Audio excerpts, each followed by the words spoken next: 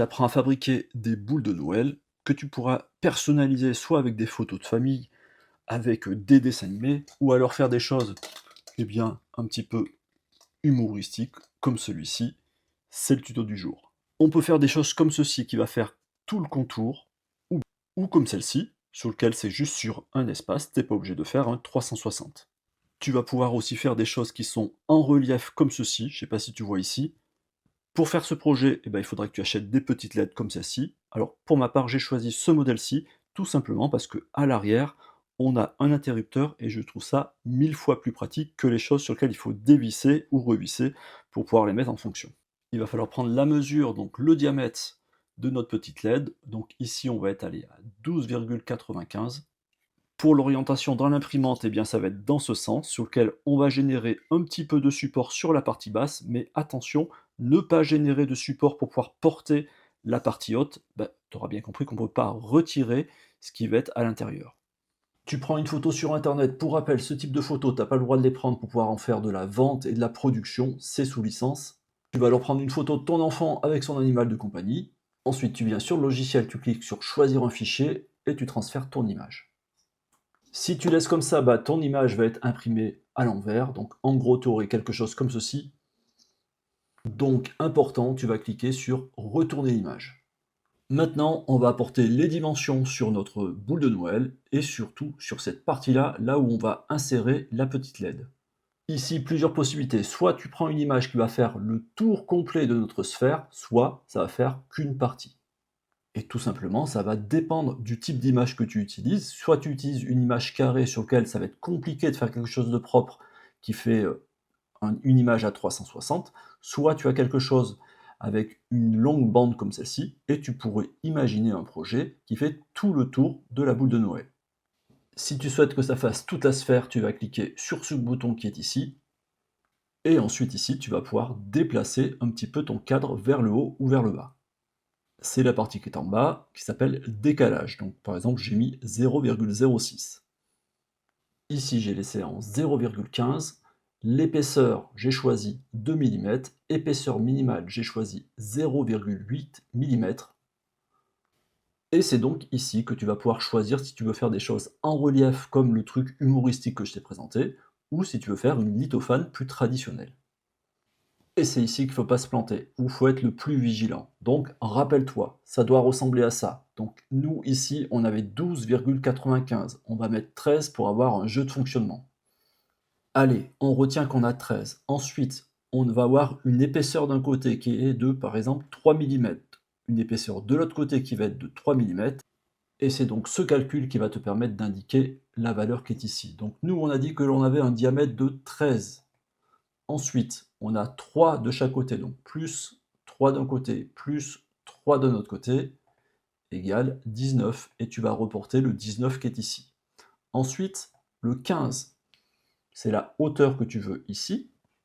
L'épaisseur, c'est ce que l'on a défini juste auparavant, donc 13 plus 3, et le 25 que j'ai reporté ici, c'est tout simplement le débord que l'on souhaite apporter à notre boule de Noël. On n'a plus qu'à cliquer sur créer un STL. Ça nous a créé un STL qui va être difficile à voir parce que ici il est en blanc.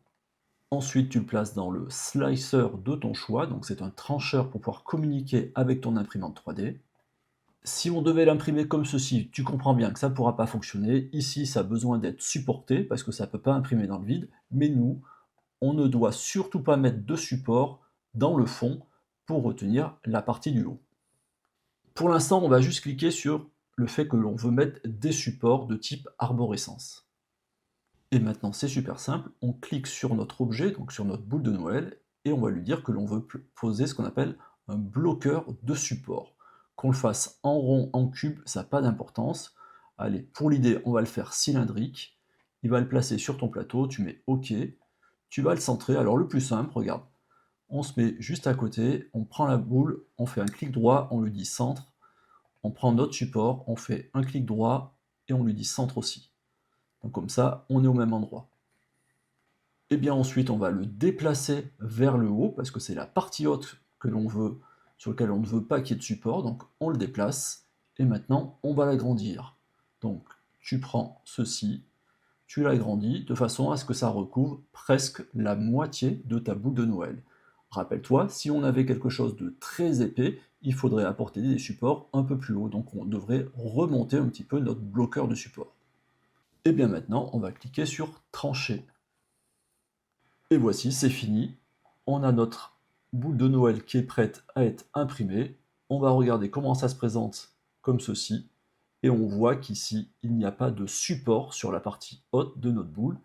Et on voit qu'on va pouvoir aller parfaitement jusqu'en haut sans avoir quelque chose qui le supporte. Le coût estimé pour créer ta petite boule de Noël, c'est à peu près 1 euro. Et le temps d'impression sur la Bambu Lab A1 Mini, ça va être de 3 heures et 20 minutes. Je te suggère de mettre le fil avant. Pourquoi? Parce que si tu vas un petit peu trop loin, après tu vas galérer pour pouvoir retirer ton petit éclairage. Donc tu mets ta ficelle, tu enfonces correctement la petite lumière, et le tour est joué. Donc celui-ci, c'était la version dite humoristique, en relief. On va arrêter la petite lumière d'ambiance. Et voilà, t'as fini, tu pourras mettre ça dans ton sapin. Les petites lumières, en fonction de ce que tu achètes, ça va durer plus ou moins longtemps. Alors oui, on peut changer les petites piles qui sont à l'intérieur. Franchement, ça va te coûter plus cher d'utiliser les petites piles. Je n'ai pas trouvé de version dite rechargeable en faible diamètre comme ceci. Donc effectivement, ça fait consommer des piles, c'est pas bon pour la planète, mais pour un petit côté sympa et pour faire un cadeau pour Noël, eh bien voici le résultat. Et ici, je te montre que tu pourras même utiliser du filament, ce qu'on appelle du filament phosphorescent. Donc en fait, si tu n'as pas de lumière à l'intérieur, il va emmagasiner la lumière pour pouvoir la redistribuer dans le noir. Et pour le logiciel, c'est gratuit, tu vas sur lithofanmaker.com et tu vas choisir celui-ci, qui s'appelle le Lithophan Globe Maker. Alors un petit commentaire, un j'aime, c'est avec grand plaisir. Et en attendant, je vous dis à très bientôt les artistes.